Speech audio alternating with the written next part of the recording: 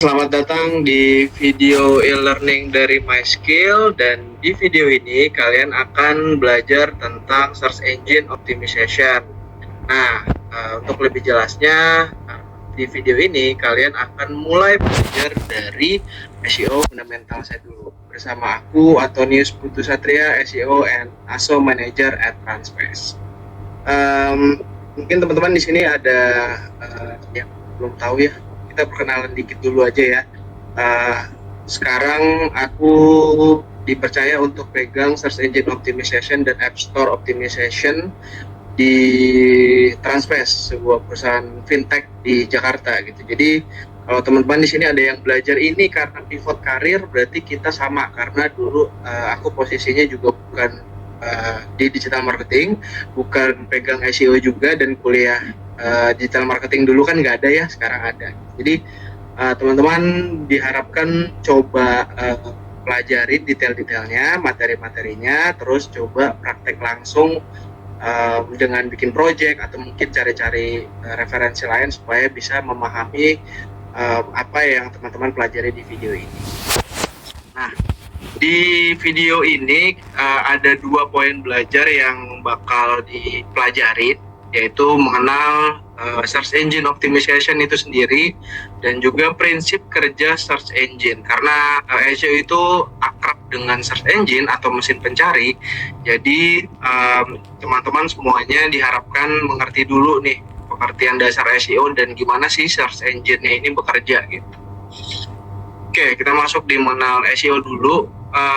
Teman-teman nih yang menggunakan internet pasti udah akrab dengan Google lah ya gitu. Kalau teman-teman mencari sesuatu di internet, pasti yang teman-teman cari itu adalah Google dulu gitu. Nah, sebenarnya Google itu nggak cuma satu-satunya mesin pencari gitu, ada banyak lah. Cuma kenapa Google itu jadi salah satu mesin pencari yang populer? Karena search engine Google itu merepresent 90% lebih users yang menggunakan internet.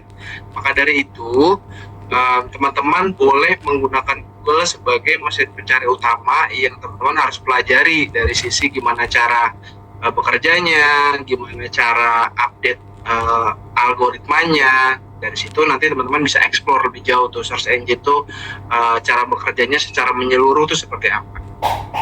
Nah, buat yang baru pertama kali mendengar SEO gitu, atau mungkin pernah dengar tapi nggak pernah praktek langsung atau belajarnya benar-benar baru, jadi SEO itu adalah sebuah teknik untuk membuat sebuah website muncul di halaman pertama hasil pencarian. Jadi semua platform yang berkaitan dengan website itu bisa dioptimalkan di mesin pencari gitu. Nah, tentunya dengan kita mengoptimalkan sebuah kata kunci yang ada di dalam sebuah mesin pencari, kita tuh bisa menghasilkan banyak visitor gitu. Kalau kita memenangkan kata kunci, maka traffic dari users yang mencari di internet tuh akan masuk ke kita gitu. Nah, contohnya ini kalau teman-teman melihat di gambar, ini kan ada hasil pencarian atau SERP ya. Jadi SERP atau Search Engine Result Page. Kalau kalian mencari sesuatu, maka nanti yang muncul adalah halaman SERP-nya, halaman list hasil yang keluarnya. Misalnya di sini teman-teman mengetikkan sebuah kata kunci gitu, baik itu kata kuncinya general. General itu dalam arti tidak menyebutkan brand. Kalau yang di sini misalnya UNICEF, berarti itu kan ada brandnya ya, ada brand name-nya. Kalau kalian cuma mencari misalnya cara mencukur jenggot misalnya, itu kan nggak ada brand name-nya gitu. Tapi itu adalah sebuah kata kunci. Kalau teman-teman bisa memenangkan kata kunci tersebut, maka traffic organik atau pengunjung itu akan banyak lah masuk ke website kalian gitu, apalagi kalau munculnya di halaman 1. Nah, teman-teman yang belum mengerti perbedaan antara organik dan mungkin sudah coba pernah baca-baca gitu ya tentang organik, tentang channel digital marketing yang lain kayak paid atau Google Ads atau SEM, itu bedanya kalau di organik di sini nggak ada kata-kata ads-nya atau ad gitu ya. Kalau di paid kan atau di SEM tuh biasanya ada. Nah, kalau di sini nggak ada. Kalau misalnya teman-teman mungkin kita sambil coba ngecek misalnya uh, traveling ke Hong Kong misalnya, atau apa ya, misalnya yang ada ads, coba kita cari ya, traveling, kata kunci yang ada ads-nya apa ya, misalnya cara pesan. Wah, kita nggak nemu nih yang ada iklannya. Coba apalagi ya, uh, misalnya beli tiket konser misalnya. Oh, nggak ada yang ada ads-nya ya. Nah, pokoknya intinya teman-teman, kalau di sini nggak nemu yang ada gambar ads-nya, itu berarti semuanya bekerja dengan search engine optimization gitu, atau organik ya. Nah, kalau teman-teman menemukan ada yang tulisannya ada ads-nya di bagian sininya, di bagian icon itu, dia berkaitan dengan SEM atau ini kalau teman-teman mungkin kita bisa cari gambarnya aja deh ya. SCM. Jadi kelihatan nih nanti di sini perbedaannya, result.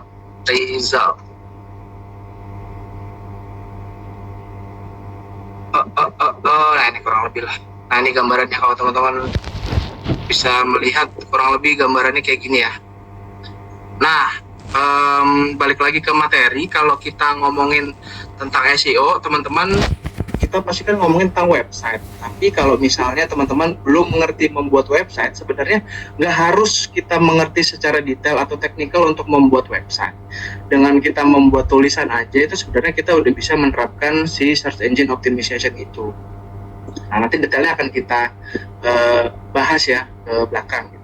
Nah, kalau kita ngomongin SEO, ini tuh penting banget karena ini adalah channel dari digital marketing yang secara budget tuh lebih kecil. Jadi kita mengoptimalkannya tidak membutuhkan budget yang besar seperti layaknya kita menggunakan search engine marketing gitu. Kita harus beli keyword, kita harus spending money dan sebagainya gitu. Nah, karena di kita ya, ini tuh kita ada di peringkat 3 pengguna internet terbanyak di Asia gitu. Makanya SEO ini sangat-sangatlah penting gitu. Ada beberapa poin, misalnya yang pertama adalah orang mencari banyak produk di Google Search gitu. Kalau teman-teman mencari sesuatu, itu kalian pasti akan ke Google Search dulu tuh. Nanti teman-teman akan melihat produknya seperti apa, tampilannya seperti apa, kualitinya seperti apa gitu. Yang kedua, orang lebih banyak mencari informasi produk melalui mobile search. Nah, mobile search dalam arti berarti gadget atau smartphone ya. Kalau teman-teman mencari sesuatu dibanding menggunakan laptop, pasti teman-teman lebih sering menggunakan smartphone gitu. Dikit-dikit buka handphone, terus ngecek browser, terus cari sesuatu produk ya. Nah, terus yang ketiga, tak hanya mencari produk, biasanya orang itu juga mencari berita dan informasi. Jadi informasi yang teman-teman sering konsumsi, terus misalnya mencari sesuatu, berita trennya lagi apa nih, yang lagi viral lagi apa, itu biasanya orang-orang nyarinya di mobile, mencari sesuatu di mobile.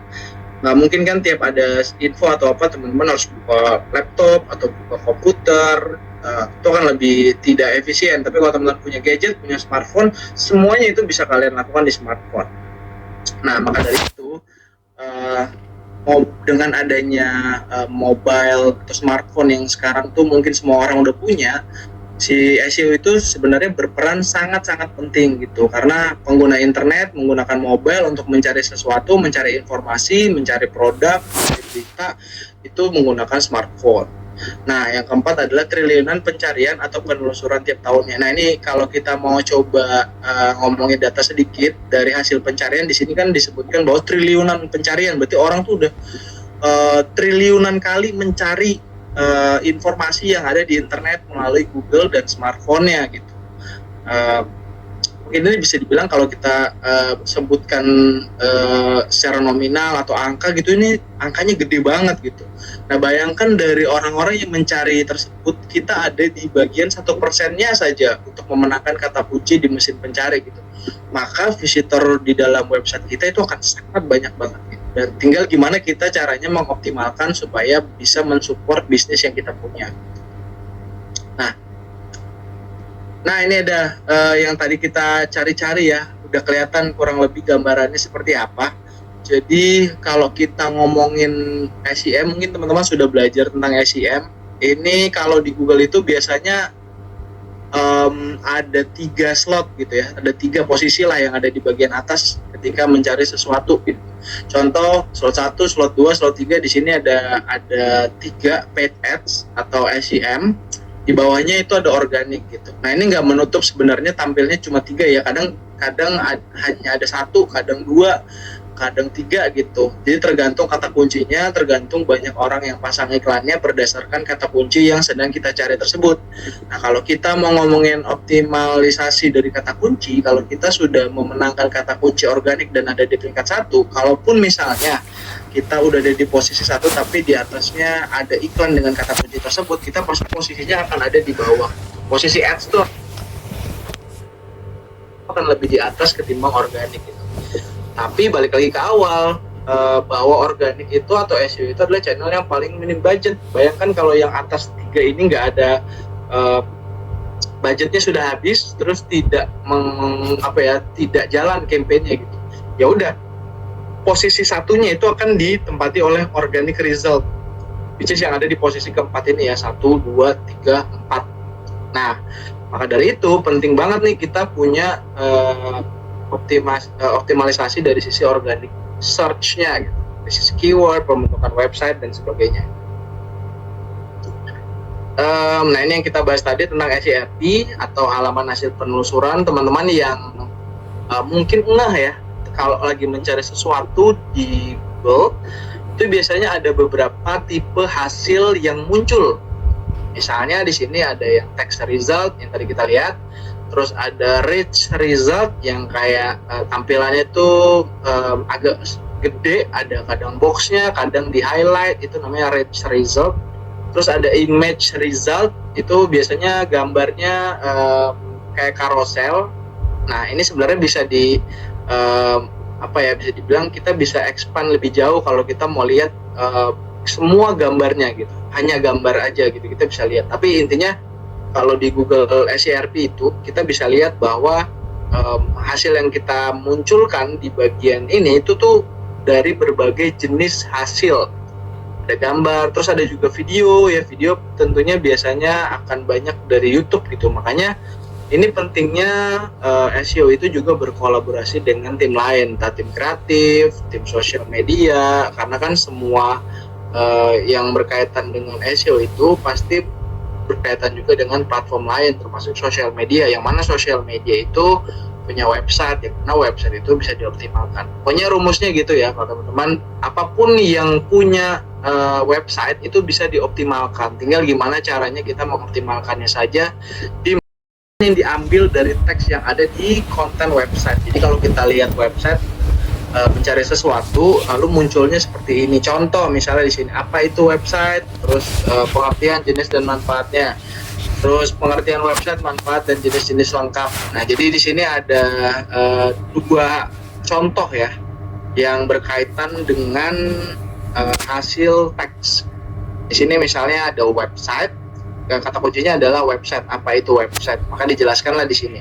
Di sini ada 3 elemen. Yang pertama adalah result dari URL-nya, terus ada judulnya dan ada deskripsinya. URL itu kelihatan ya, di situ ada https://niagahoster.co.id, terus ada /blog, ada detail artikelnya, judulnya, pengertian website gitu, atau website adalah kata kuncinya gitu. Terus di title itu di sini artikel yang paling pertama adalah apa itu website, lalu ada pengertian, jenis dan manfaatnya. Jadi sebenarnya yang pertama ini menghasilkan kata kunci lebih dari 1. Misalnya gini, kata kunci yang di-generate adalah 1 artian website, 2 jenis website, 3 manfaat website. Jadi ini 3 kata kunci yang bisa di-grab. Ketika orang mencari 3 kata kunci ini, pengertian website, jenis website, manfaat website, semuanya di cover di title-nya. Ini ada website, ada kata pengertian, ada kata jenis, dan juga ada kata manfaatnya. Baru dijelaskan website adalah bla bla bla bla gitu. Nah yang bawah itu pengertian website, manfaat, dan jenis-jenis lengkapnya. Ini dijelaskan juga nih, website adalah penjelasannya. Baru di bawahnya ada struktur-struktur penulisannya, jenis website, apa itu unsur website, manfaat website, Jadi dijelaskan poin-poin dari poin 1, poin 2 dan seterusnya sampai semua poinnya jelas. Karena di sini yang kita bahas adalah pengertian manfaat dan jenis-jenis lengkapnya. Makanya di sini dijabarkan. Nah, itulah pentingnya kita bikin meta title, meta description itu sesuai dengan kata kunci yang memang kita kejar. Dan tentunya yang paling penting adalah harus sesuai dengan apa yang kira-kira orang cari ya. Kalau orang cari tentang website, maka informasi yang kita kasih harus semuanya tentang website. Jangan tiba-tiba belok-belok kemana-mana gitu. Karena yang paling penting adalah search intentnya gitu. Gimana orang ini nemu jawabannya di website kita atau di konten atau artikel kita. Nah, yang kedua ini adalah rich result yang adalah hasil pencarian yang bentuknya lebih variatif dan interaktif dibandingkan dengan text result. Nah, sebelumnya kita bahas text result, ini rich result, lebih interaktif lagi ya. Nah, rich result umumnya dihasilkan dari structure data gitu. Nanti akan dibahas di sisi yang teknikal ya, karena untuk penerapan skema atau struktur data ini ada beberapa aspek yang harus dipahamin dulu. Nah, sebelum jauh ke sana, teman-teman harus tahu dulu ya pemahamannya kira-kira hasilnya itu akan seperti apa. Contoh, di sini ada misalnya gimana nih cara memasang dasi gitu ya. Nanti di sini ada hasilnya akan kayak gini nih. Dikasih penjelasannya, lalu ada step 1, lalu ada step 2 dan seterusnya. Terus ada juga misalnya tentang robots.txt itu apa, di sini dijelasin nih robots.txt itu apa, penjelasannya apa, lalu ada menu apa aja gitu. Atau misalnya di sini tentang pekerjaan, ada pekerjaannya itu yang nulis yang posting job siapa, pekerjaannya tentang apa aja, dipostingnya kapan, dan seterusnya. Atau misalnya resep masakan, situ ini resepnya apa, tentang apa, cooking time-nya berapa lama, ingredientnya apa aja, dan semua elemen yang ada dalam informasi dalam pembuatan sebuah halaman resep gitu. Kalau kita bikin resep kan pasti ada elemen-elemen di dalamnya ya. Kita bisa tampilin dalam result yang berbeda gitu, nggak hanya teks. Nah, lalu ada image result. Ini adalah hasil pencarian yang diambil dari gambar yang ada dalam website. Nah, pentingnya gambar dalam website itu lumayan berpengaruh terhadap hasil pencarian di mesin pencari. Kalau teman-teman di tab bagian atas di bawah kolom pencarian itu ada all, ada image, ada shopping, ada videos, ada books, dan ada more. Nah, di tiap tab itu tentunya ini hasilnya bisa kita lihat ya, tipenya itu seperti apa yang mau kita lihat gitu. Misalnya kalau all, ya all kan berarti semuanya ya, termasuk rich, termasuk yang tadi teks, termasuk juga yang tadi video dan seterusnya. Kalau yang image itu berarti fully semuanya gambar. Kalau kita nggak punya gambar di sebuah website, maka ya nggak akan keluar lah gambarnya di hasil pencarian, terutama di bagian Google result yang gambar gitu atau image result gitu. Makanya setiap kita membuat sebuah konten, sebuah artikel, kalau bisa itu dilengkapi dengan gambar. Dengan gambar ini tentunya kita harus menyesuaikan dengan konteks ya, jangan gambarnya asal gambar aja tapi nggak sesuai gitu. Jadi gambarnya kalau bisa disesuaikan dengan kata kunci yang memang sedang kita bahas gitu. Misalkan kita lagi bahas tanaman calathea kayak gini ya. Misalnya nanti fotonya harus sesuai nih, tanaman calathea misalnya ditanam misalnya di daerah pegunungan atau misalnya di daerah panas gitu. Dijelaskan di kontennya kalau di perawatannya di tempat panas gimana, di tempat dingin gimana. Nah, itu ada gambar itu masing-masing yang relate sama pembahasannya gitu. Jadi jangan asal taruh aja. Nah, tentunya image ini ada cara pengoptimalannya sendiri. Mungkin nanti secara detail bisa kita bahas di materi yang lebih detail. Tapi kurang lebih kalau kalian mau supaya gambarnya optimal itu kalian harus letakkan kata kuncinya di penamaan gambar. Jadi gambarnya tuh di-rename dulu ya, baru nanti di-upload di website, baru nanti websitenya otomatis akan menghasilkan URL atau sumber yang menjadikan tempat di mana gambar ini berada. Nah, dari situlah si Google tuh menarik datanya dan mengindeks di halaman Google. Mengindeks tuh dalam arti memasukkan gambarnya ke Google Search sehingga orang bisa temukan di bagian Google SERP yang gambar ini. Yang keempat itu ada video result. Nah, video result ini adalah hasil pencarian yang diambil dari video yang ada di dalam konten atau video yang ada di dalam platform seperti YouTube dan video dan lain-lain kalau ada platform video lain ya. Nah, kalau misalkan kalian punya sebuah website lalu di dalamnya berisi tentang konten, penjelasan, lalu ada gambarnya, itu sangat-sangat disarankan kalian tambahkan video. Kenapa? Karena kalau kita punya konten video di dalam halaman tersebut, maka possibility kita tampil di halaman pencarian video itu lebih besar. Tentunya cara metode pengoptimalannya sama gitu, dengan meletakkan kata kuncinya di judul videonya sehingga nanti dia akan menarik metadatanya dan akan ditampilkan di hasil mesin pencarinya ya gitu. Contohnya yang kayak gini nih, teman-teman bisa aja nih kalau misalkan di sini kan hasilnya yang bisa dilihat ini adalah di dalam platform ya, bukan di dalam website, tapi ada di dalam website. Kalau teman-teman pengen tahu mungkin nanti kita coba explore ya. Tapi intinya ini ada di dalam sebuah platform. Nah, kalau teman-teman mengupload sebuah platform lalu di videonya di embed terus ditaruh di website banyak, itu berarti kemungkinan besar videonya akan muncul, peluang muncul di Google itu makin banyak gitu, karena ditaruhnya nggak cuma di YouTube aja gitu. Nah, intinya sebenarnya kalau di video ini kalau mau optimal ya kalian harus memanfaatkan semua fitur yang ada di platform. Misalnya baik itu di YouTube, baik itu di video, itu kalian harus sesuaikan misalnya keywordnya di judul, keywordnya di deskripsi, terus nanti misalnya ditaruh di artikelnya harus ada kata kunci yang sama, harus ada deskripsi yang kurang lebih sama, kata kunci 1, kata kunci 2, itu semua harus ada dan disesuaikan. Gitu ya teman-teman. Terus yang kelima adalah feature snippet. Feature snippet ini adalah hasil pencarian yang auto generated dari Google, yang mana ini bagian dari konten dan dianggap sebagai jawaban paling akurat dari kata kunci yang dicari.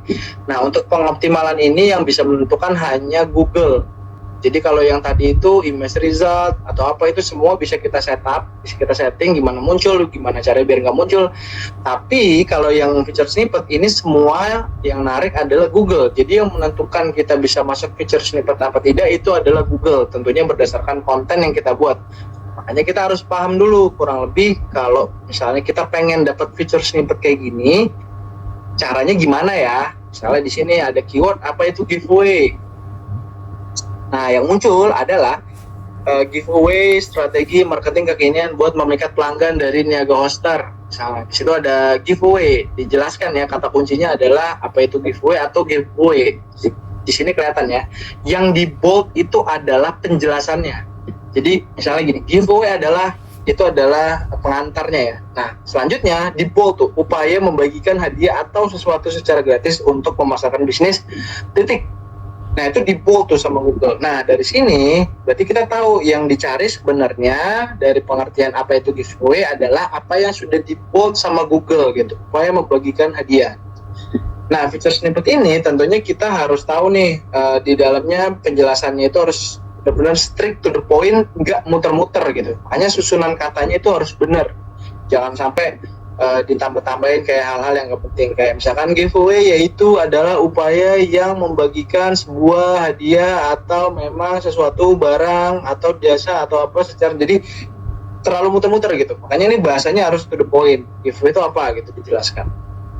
Nah, kalau mau muncul kayak gini kan jelas di sini ada description yang menjelaskan, berarti ini kontennya ada di dalam, terus ada URL, ada title dan ada gambarnya di sebelah kanan nih. Nah, berarti kan ini kontennya sebenarnya di dalamnya lumayan lengkap ya, karena penjelasannya itu sesuai, judulnya juga sudah sesuai dengan keyword, terus gambarnya juga dia ditarik dari kontennya gitu. Nah, dari sini kita bisa tahu, oh ya berarti feature snippet memang benar-benar harus menjawab pertanyaan dari pengguna yang mencari di internet. Kan tujuannya kalau kita nyari apa itu giveaway, ya jawabannya apa ini, jadi jangan muter-muter gitu.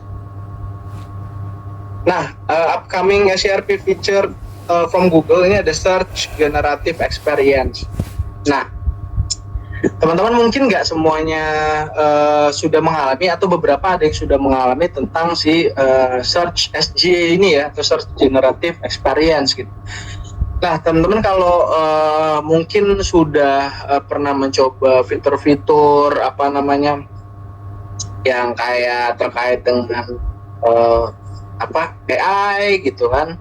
Ini tuh relate sama itu gitu. Jadi di sini tuh bisa dibilang kalau kita mencari sesuatu ya, misalkan kita mencari entah itu tips, entah itu cara penerapan trik dan sebagainya, biasanya di Google tuh akan menampilkan feature snippet gitu. Tapi dengan adanya search generative experience ini, kita tuh akan diarahkan ke experience yang berbeda gitu, pengalaman kita mendapatkan informasi yang berbeda gitu. Di sini ada search generative experience yang mana di sini menjelaskan bahwa di sini ada generative AI eksperimental. Ini berarti sebenarnya masih eksperimen ya. Jadi mungkin bisa dibilang ini nggak 100% dialami oleh semua gitu. Tapi mungkin beberapa sudah ada, terutama yang mungkin regionalnya nggak ada di kita ya, tapi di luar gitu. Nah intinya sebenarnya dengan adanya ini tuh kita akan lebih diberikan experience dan pemilihan yang berbeda, tapi lebih akurat gitu ya dari sisi konten yang disajikan ke kita gitu. Kalau kita udah menemukan sesuatu kan kadang-kadang kalau kita nggak sesuai kan kesal juga ya. Sekarang kayak kita mencari sesuatu tapi misalnya di halaman 1 tuh nggak ada yang jawabannya benar-benar exact, nggak ada jawabannya yang tepat, nggak ada yang sesuai gitu. Nah dengan adanya search generative experience ini kita bisa melihat opsi yang lebih luas dan mungkin lebih akurat gitu. Tapi ini mungkin bisa bisa kita nikmati atau mungkin bisa kita alami dalam waktu yang akan datang. Ini patut untuk ditunggu ya. Nah, gimana caranya biar bisa tampil di kelima jenis hasil pencarian tersebut? Tadi kan kita udah bahas ya, kalau kita mau ada tampil di text result, tentunya bikin konten yang relevan dengan target keywordnya.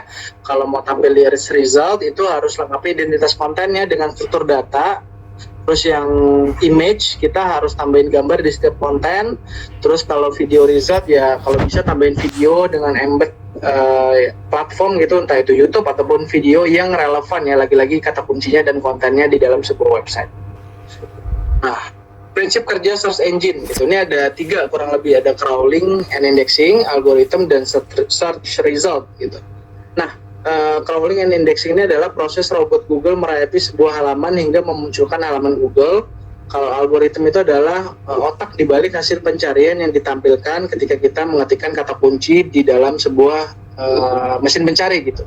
Jadi sedangkan search result kita udah bahas tadi ya. Nah, ini hasilnya keluarnya itu kayak gimana gitu. Nah prosesnya sebenarnya kalau di crawling dan indexing itu adalah si robot Google-nya itu mampir ke dalam website kita, lalu dia merayapin semua elemennya, lalu setelah dia rasa ini sudah oke, lalu dia akan kirimkan datanya ke server untuk halaman ini diinformasikan sudah bisa diindeks di mesin pencari gitu. Nah kalau algoritma kaitannya itu adalah gimana caranya supaya dia konten-konten yang ada di library-nya Google, yang ada di server Google, yang sudah dibuat banyak orang ini, itu tuh relevan dengan apa yang orang cari. Jadi kita buat, lalu ada orang yang membutuhkan informasinya, lalu algoritmanya itu bekerja supaya orang yang mencari kata kunci ini itu mendapatkan jawaban yang paling relevan dari apa yang mereka cari. Nah, kalau kita ngomongin internet, ada ribuan konten diunggah di internet setiap harinya. Prosesnya ya, itu ada robot Google menyeleksi dan mengumpulkan informasi kontennya yang tentunya yang terbaik ya, baru dimunculkan konten yang terbaik tadi itu dikumpulin di dalam database yang tadi kita bahas ya, server Google. Baru nanti mesin pencarinya atau Google mengurutkan halaman dari yang paling relevan dan berkualitas. Makanya kalau teman-teman mencari halaman 1, halaman 2, halaman 3, halaman 4, 5 dan seterusnya, makin ke belakang tuh halamannya makin nggak relevan gitu.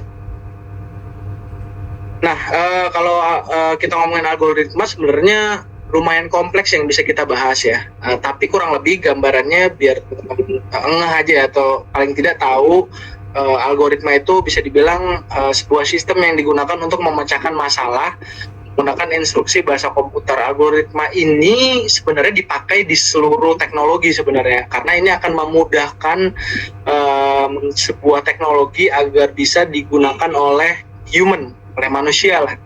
Nah, di sini konteksnya adalah gimana caranya supaya orang yang mencari informasi di internet itu mendapatkan jawaban yang paling the best, yang paling terbaik dan relevan dengan kata kunci yang dicari.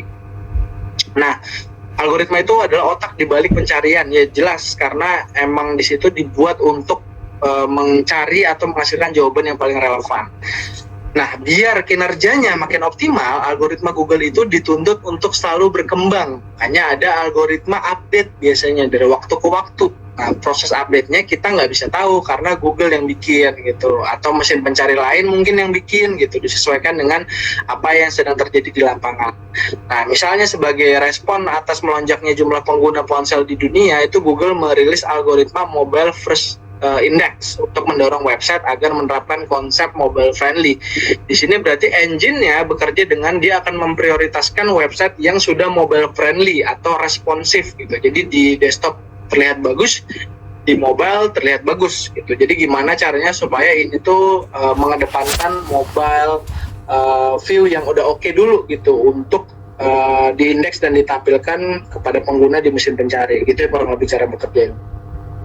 Nah, terus ada algoritma Google BERT nih di sini ya. Nih kalau teman-teman mungkin ada yang mengikuti algoritma Google BERT adalah algoritma yang membuat Google tuh lebih pintar dalam memahami pertanyaan pengguna di internet.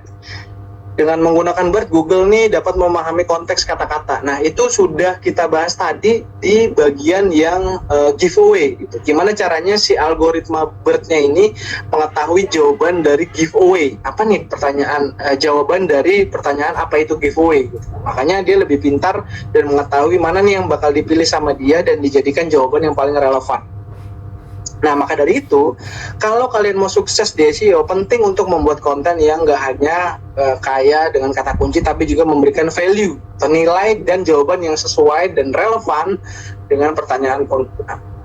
Nah, balik lagi ke fundamentalnya terkait memahami target audience, sebenarnya ada beberapa yang harus teman-teman tahu gitu. Misalnya, kalau kalian mau mengidentifikasi target audience, demografi, ada 3 nih, demografi, pain point, sama expected solutions. Kalau di demografi jelas ya, target kalian misalnya umurnya berapa, pekerjaannya itu apa, tempat tinggal atau lokasinya di mana, daya belinya kayak gimana, karakteristik audiensnya lah, kurang lebih kayak gitu.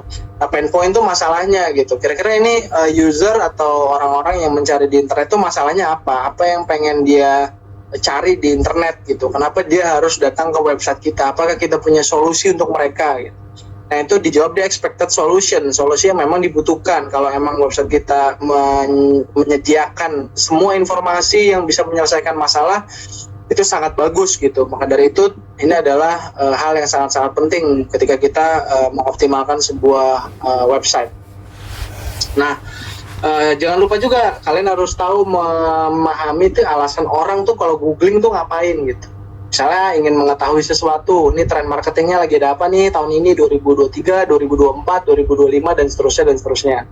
Misalnya budget traveling ke Singapura berapa sih? Atau mungkin lebih spesifik lagi budget traveling ke Singapura weekend atau weekday misalnya gitu.